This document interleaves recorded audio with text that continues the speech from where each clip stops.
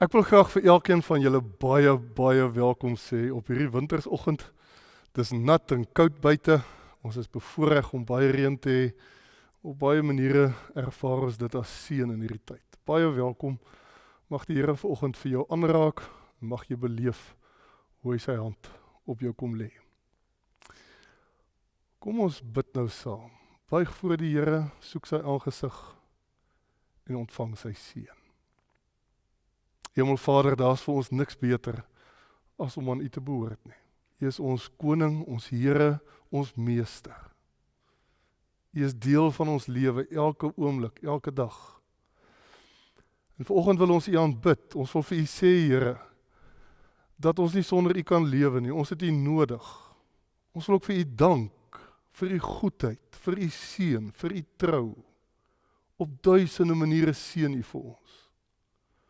Ons wil vir U prys en sê, U is 'n wonderlike Here, en dis ons grootste voorreg om vir U te mag sê, Vader. Ons aanbid U, Here, ons prys U naam. Amen. Geliefdes, die Here groet jou vanoggend persoonlik. Daar by jou huis, daar waar julle as gesin dalk saam is, kom hy vir jou persoonlik sê, genade vir jou en vrede.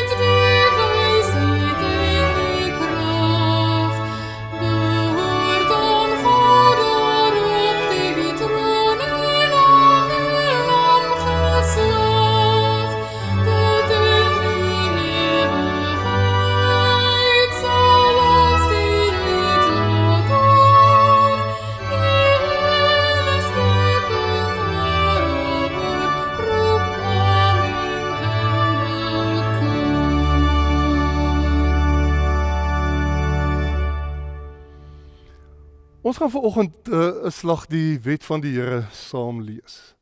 Ons het so lanklaas dit gehoor, en ek het gedink dis goed dat ons 'n slag onsself spieël in die lig van die 10 gebooie. Dit staan geskryf in Eksodus 20 en ons lees die hele wet.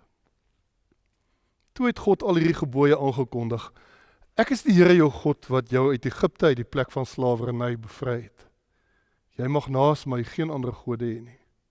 Jy mag nie vir jou 'n beeld of enige afbeelding maak van wat in die hemel daarbo of op die aarde hieronder of in die water onder die aarde is nie. Jy mag hulle nie vereer of dien nie, want ek die Here jou God eis onverdeelde trou aan my. Ek reken kinders die sondes van hulle vaders toe, selfs tot in die 3de en die 4de geslag van die wat my haat. Maar ek betoon my liefde tot aan die 1000ste geslag van die wat my liefhet en my gebooie gehoorsaam. Jy mag die naam van die Here jou God nie misbruik nie, want die Here sal die een wat sy naam misbruik nie ongestraf laat bly nie. Sorg dat jy die Sabbatdag heilig hou. 6 dae moet jy werk en alles doen wat jy moet, maar die 7de dag is die Sabbat van die Here jou God. Dan mag jy geen werk doen nie, nie jy of jou seun of jou dogter, of die man of vrou wat vir jou werk, of enige dier van jou, of die vreemdeling by jou nie. Die Here het in 6 dae die hemel en alles daarin gemaak, die aarde en alles daarop, die see en alles daarin. Op die 7de dag het hy gerus, en daarom het die Here dit as 'n gereelde rusdag ingestel, en dit geheilig. Eer jou vader en jou moeder, dan sal jy lank bly woon in die land wat die Here jou God vir jou gee. Jy mag nie moord pleeg nie. Jy moet respek hê vir lewe. Jy mag nie egbreek pleeg nie. Jy moet respek hê vir die huwelik. Jy mag nie steel nie. Jy moet respek hê vir ander se goed. Jy mag nie vals getuienis teen 'n ander gee nie. Jy moet respek hê vir die waarheid en vir ander se karakter. Jy mag nie iemand anders se huis begeer nie.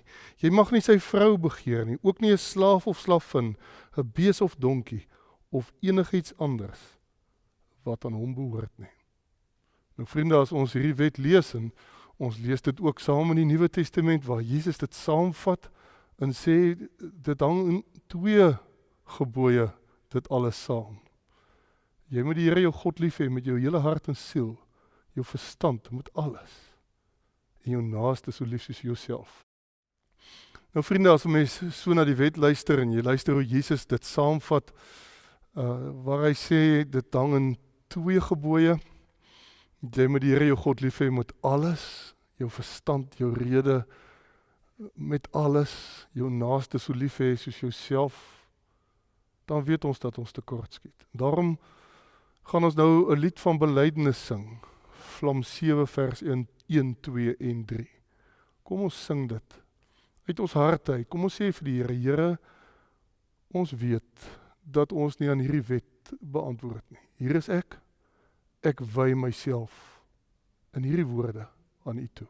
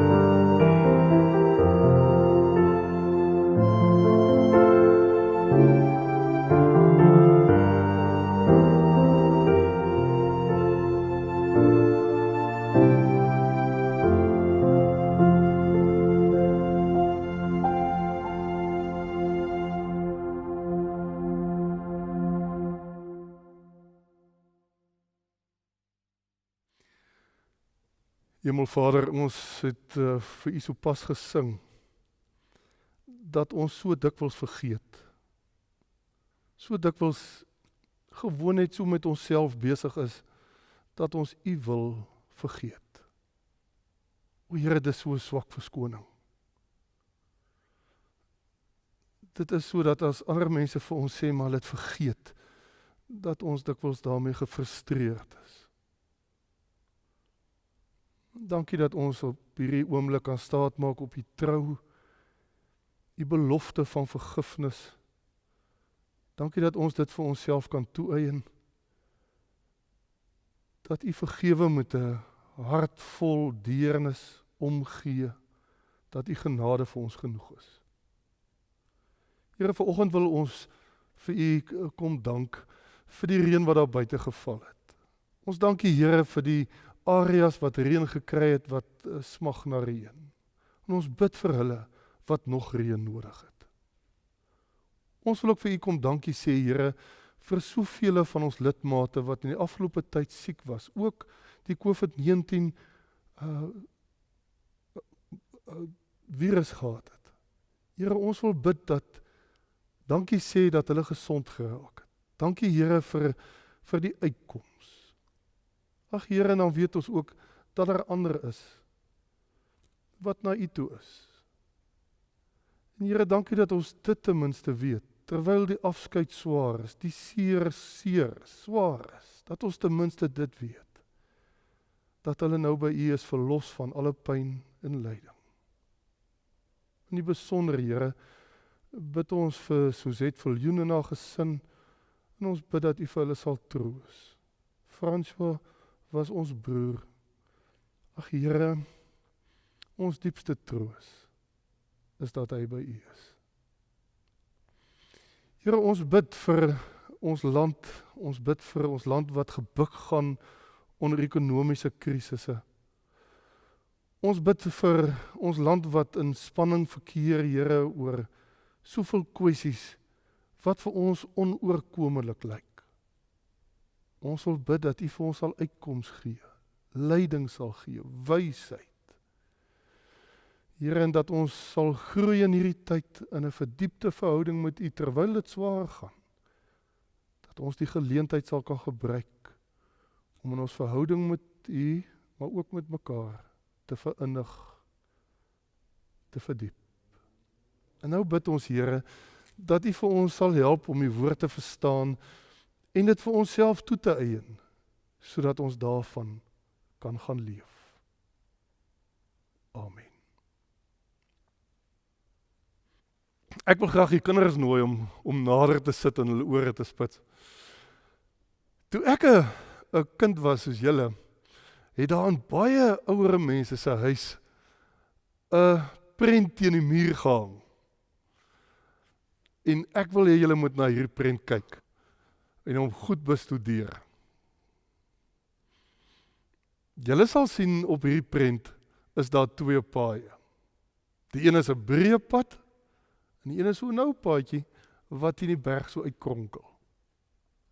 En dis die manier hoe hulle in daardie tyd die lewe voorgestel het. Party mense was op die breë pad en party mense was op die nou moeilike paadjie. In die breë pad was 'n pad vol versoekings, allerhande goed wat mense van Jesus al weggelei het.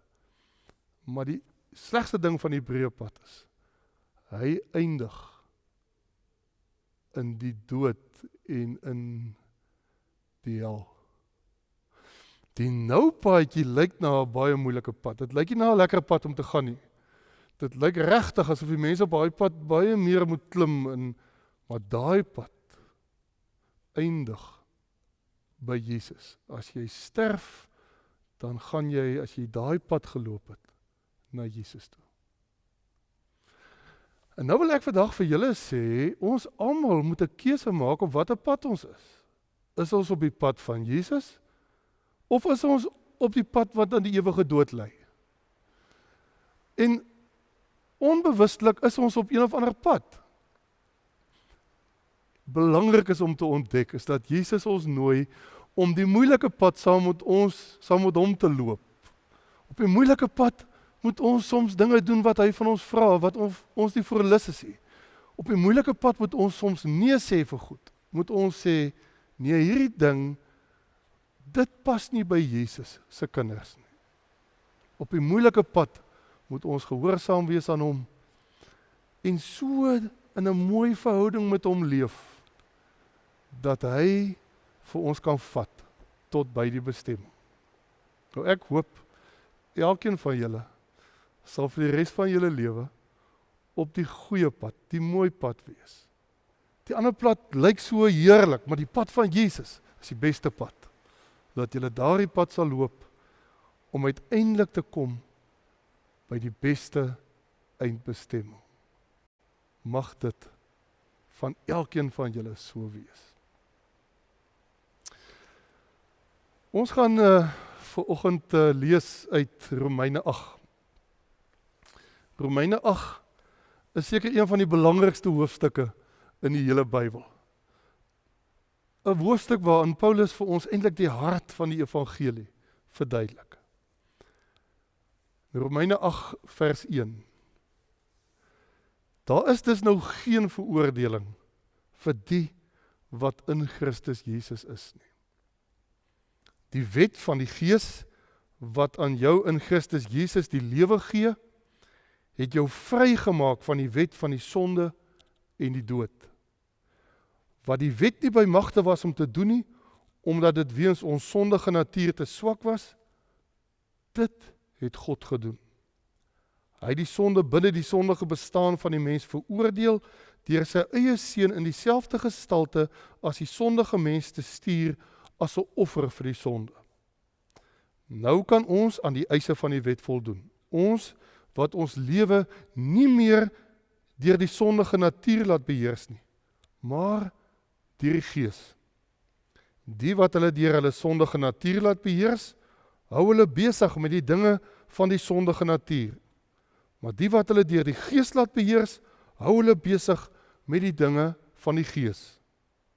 Die dinge waarmee die sondige natuur van die mens hom besig hou, loop uit op die dood.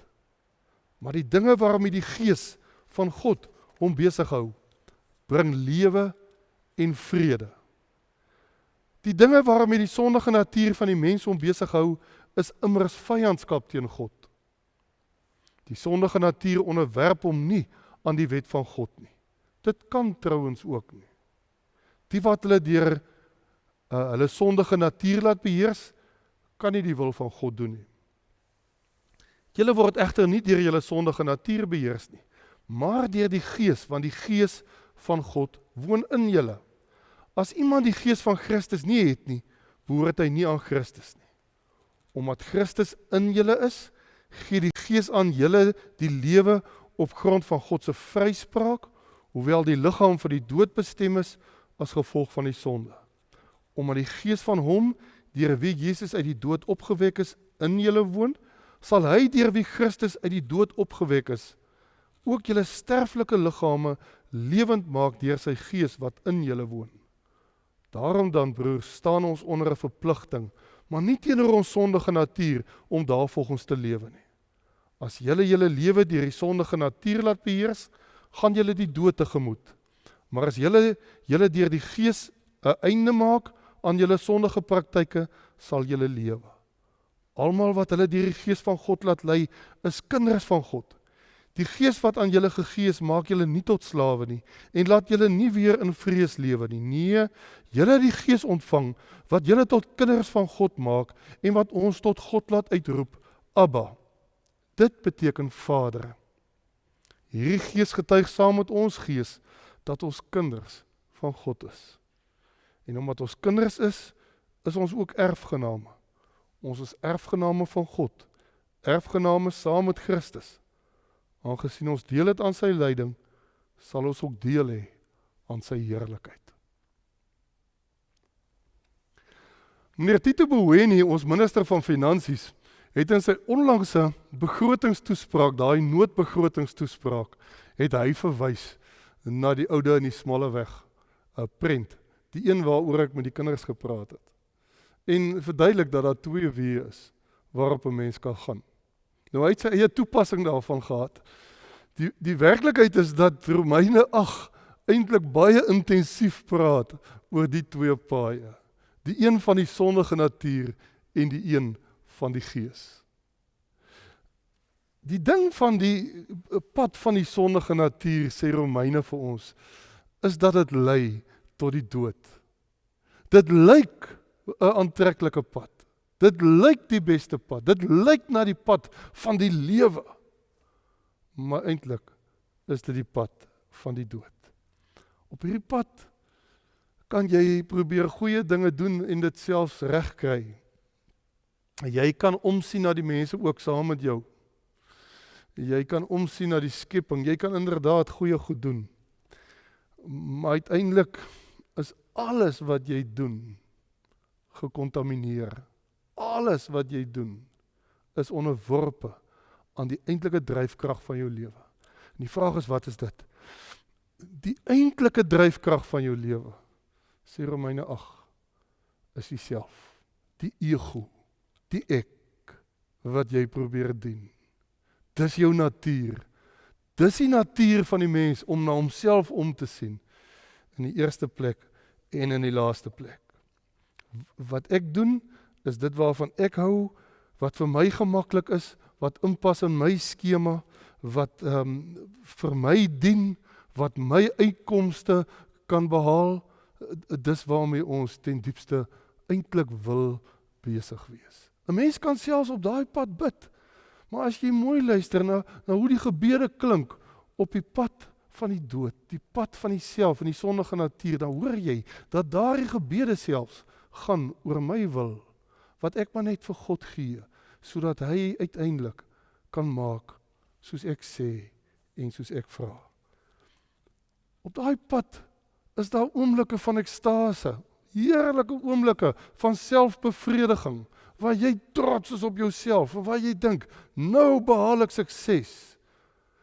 Op daai pad is daar oomblikke van ekstase waar ander mense jou selfs prys, en waar jy voel, nou behaal ek regtig die beste uitkomste van die lewe, die kroning van die self, waar jy eintlik die kroon van jou lewe op jou eie kop plaas.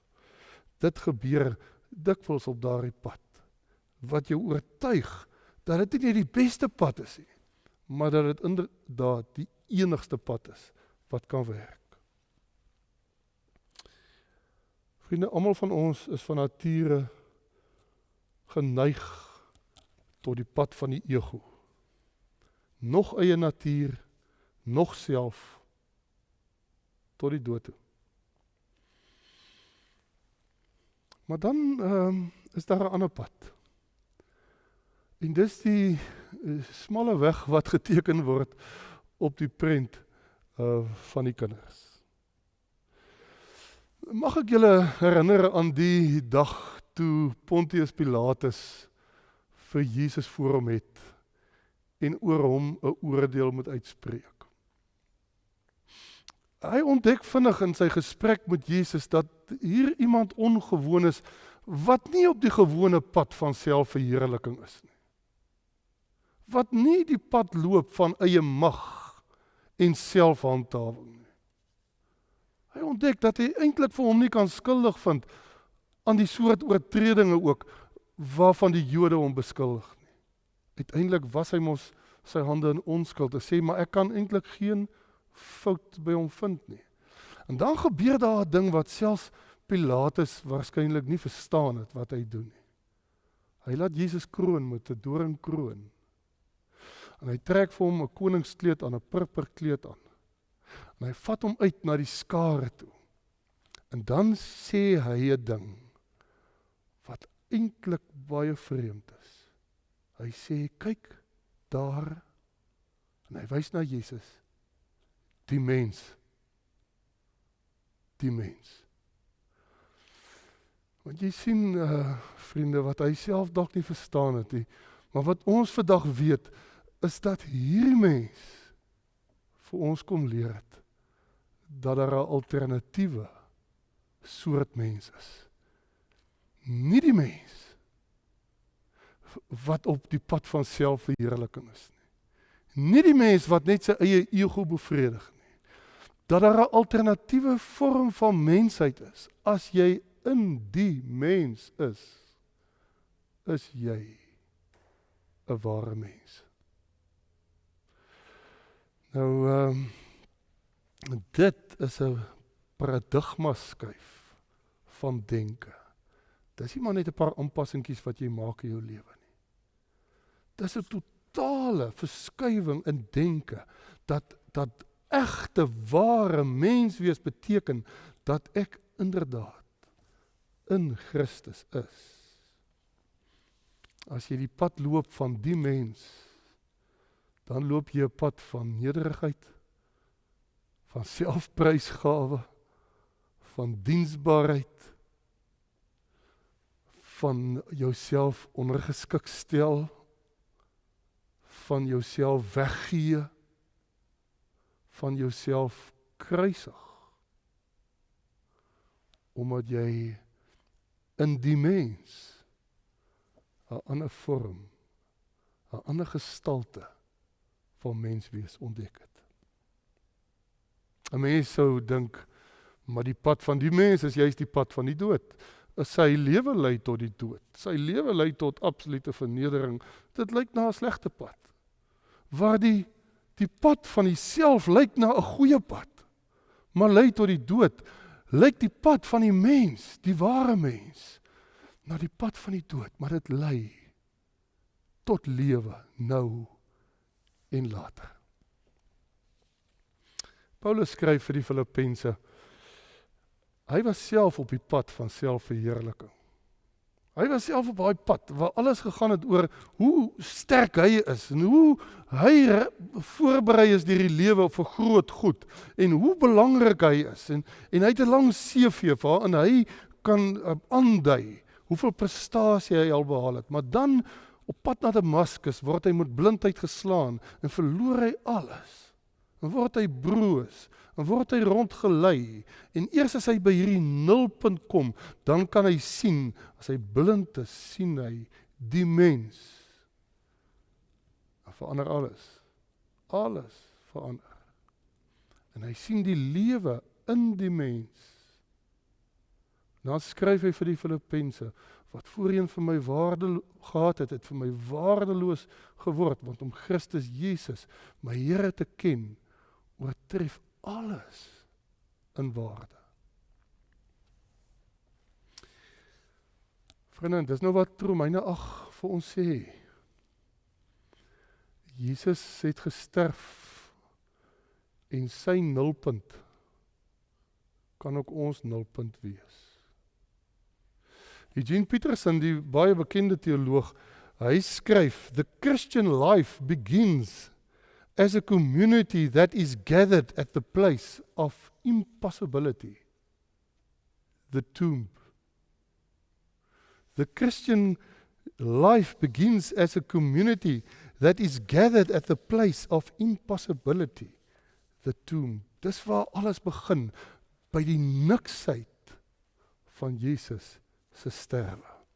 Nou wanneer die graf van Christus ook vir jou 'n graf word, waarin jy jouself totaal weggee en laat sterf, dan, sê Paulus, kan ons begin lewe en loop op die pad van die mens wat bereid was om aan homself te sterf. Op die pad van die dood is daar baie wette, padreëls. Daar's die Jode het 613 wetjies gehad. Op hierdie breë pad moet jy al hierdie reeltjies gehoorsaam en eintlik kom jy by die punt waar jy sê, man, as ek al hierdie reëls gehoorsaam, dan is ek eintlik op 'n goeie pad. Kyk, ek oorwin, ek behaal sukses met al hierdie reeltjies. Dit gaan goed met my. En as jy jou weer kom kry, dan is jy weer op die ek-plan. Ek wat al die reeltjies gehoorsaam, dis presies waar die Jode was. Hulle was spoggerig met hulle self, omdat hulle al hierdie wetjies kon gehoorsaam, en ek het weer oorgevat. Ek wat oorwinnend kan leef. Maar op die pad van die mens behaal hy die oorwinning. En maak hy ons vry van al die wetjies. Al die reëls, sê kom net saam met my. En dan skryf Romeine 8 vers 15, hierdie wonderlike ding, die Gees kom, en hy kom gee nie vir jou 1000 reeltjies waarmee jy jouself met die hele tyd toets en bevraagteken nie. Dis 'n doodspad. Dink nou net daaraan, 'n pad van honderde reëls waarin jy die hele tyd bevraagteken word. As ek nou in of as ek uit? Hy kom haal ons uit daai pad uit. Hy sê kom op die pad. Die Gees bring ons op daai pad van Christus. Waar hy vir jou sê, kom, dan leer ek jou om vir God te sê, Vader, Abba, Papa, en om in hierdie diep verhouding met hom te leef, op daai pad, laat die Gees vir ons in 'n verhouding met Christus en die Vader leef, sodat ons uit daai verhouding uit leer, hoe om te leef met oorgawe, met oorwinning. Hoe ons op Christus se pad kan lewe gee, waar die ander pad lewe neem, gee hierdie pad lewe, raak jy soos Christus, lewegewend, deur liefde te gee, deur geregtigheid vir mense te gee, te soek. So eentjie verder aan Romeine 8, praat Paulus van die hele skepping, wat 'n slaaf van verganklikheid is, 'n slaaf van verydeling, sê party vertalings. Hy sê die hele skepping pyn en sug, soos 'n swangere vrou wat besig is om geboorte te gee, sug en verydeling, verganklikheid. Die Nuwe Lewende Vertaling praat van 'n sinlose kringloop van aftakeling van die skepping. Dis die bestaan op die ou pad, sinlose kringloop van aftakeling. Die Engelse vertalings gebruik uitdrukkings soos the created world was bound to fail, condemned to lose its purpose, forced to become useless, cursed to futility, bondage to corruption, en slavery to decay. Dis die gang van die mens wat op die natuurlike pad is.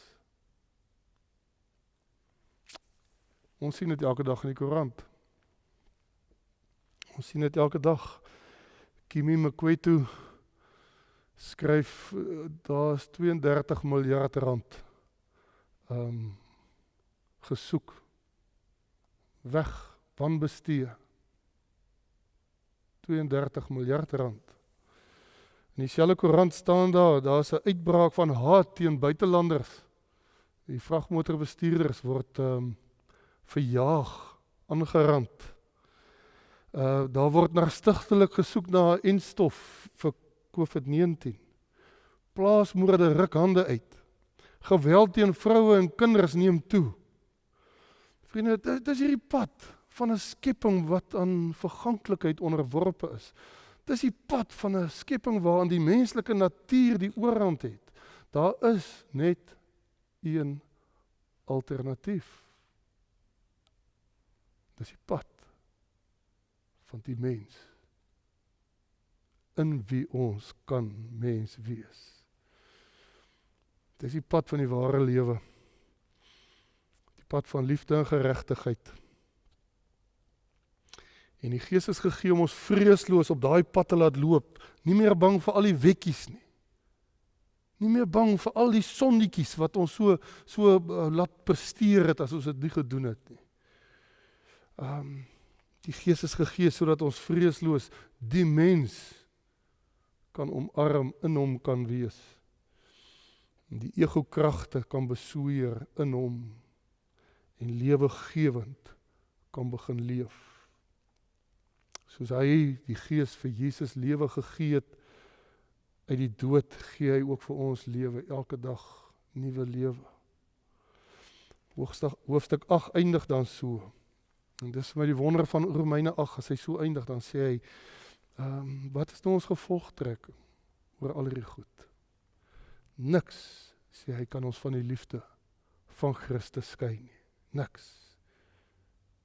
Nie COVID-19 nie, nie afgradering nie, nie die resessie nie, nie die dood van 'n geliefde nie, nie gevaar nie, nie swaard nie, niks nie.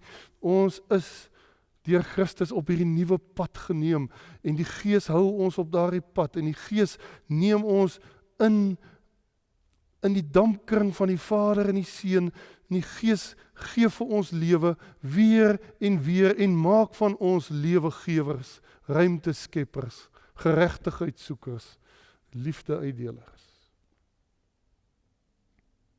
Geliefdes, wie dan in die mens is, wie mens is, gee lewe, bied lewe, verruim die lewe, dien ander se lewe, verdiep die lewe, geniet die lewe, vier die lewe, deel die lewe, ontvang die lewe, tot in ewigheid. Nou as jy vanoggend onseker is oor die pad waarop jy is, as jy nog wonder of jy op die pad van die ek is, van die sondige natuur en of jy regtig in Christus is, wil ek jou nooi om met ons te kom gesels. Want ek gun vir elkeen die vrede en die dinamika en die lewegewende wonder van die pad van die mens. Amen. Kom ons bid saam. Hemelvader, dankie dat ons op 'n ander pad kan wees as die pad van die dood. Dikwels 'n kronkelpad. Dikwels 'n pad wat deur moeilike terrein gaan. 'n pad van selfprysgawe. 'n pad waarin ons dikwels verneder word. 'n pad waarin ons dikwels gehoorsaam moet wees aan goed wat ons nie wil doen nie. Dikwels 'n pad, Here, waarop ons uitgedaag word om met mense om te gaan wat ons eintlik wil wegstoot. Maar dankie dat ons weet, in daardie pad is daar lewe te vind, langs die pad. En aan die einde van die pad, die ewige lewe.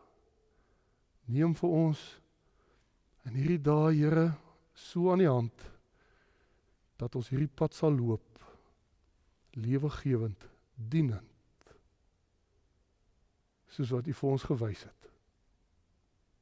Ons bid dit in U naam. Amen. Daar's nou geleentheid om die Here te dien met ons offergawe. Soos U gebruik is, het ons die SnapScan op. U kan daarvan gebruik maak of EFT. U weet in hierdie tyd hoe om U kollekte te gee. Dit is altyd lekker om te sien hoe meer lewend ons lidmate is.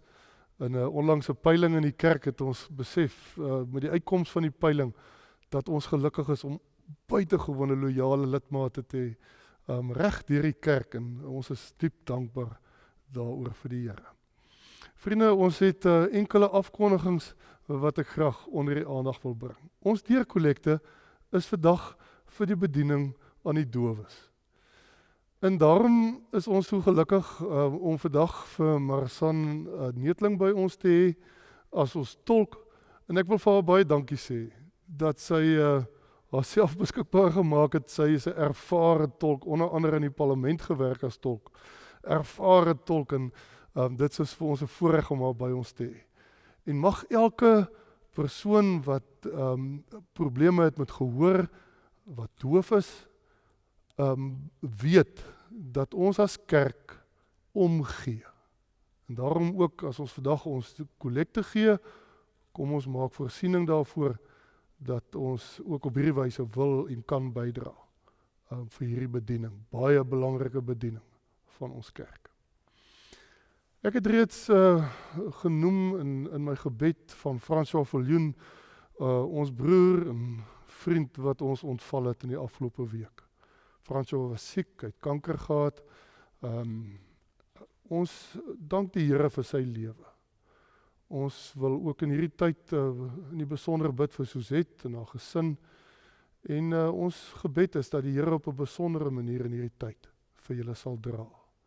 Vir julle sal troos en vir julle op sy pad sal hou. Moeilike pad soms, maar die beste pad, die pad van die lewe nou en ook die ewige lewe waaraan François nou deel het. Ek wil graag die mense wat hierdie week verjaar baie hartlik geluk sê vir Ethnie Morris, Sy word 98. En tannie Barbara Weyers, wat nou baie siek was, wat 90 word. En ons is so dankbaar. En mag die Here vir julle twee op 'n besondere wyse seën, en elkeen wat op die lysie is, wat hierdie week verjaar, mag dit vir jou 'n besondere mooi dag wees, vol van die seën van die Here. Geliefdes, dis 'n tyd vir gee. Kyk asseblief in die welgenoot, daar's geleenthede om te gee in ons gemeente, skakel met die kantoor, met Living Network, skakel met Louise Spies, dra by en weet dat elke bydra iets weergee van jou bereidwilligheid om te lewe op die weg van die mens van wie ons gehoor het. Ons gaan nou afsluit, ons gaan ons slotlied sing, daarna gaan ek die seën uitspreek. Kom ons sing hartlik saam.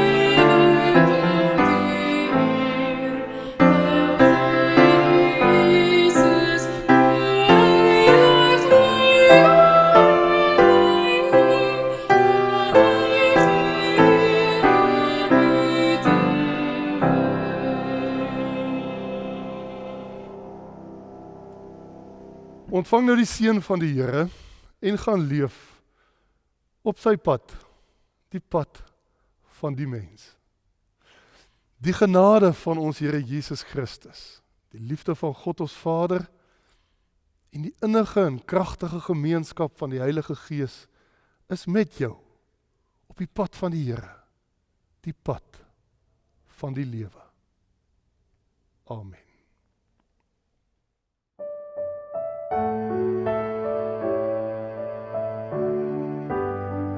Laat dit so wees, Here.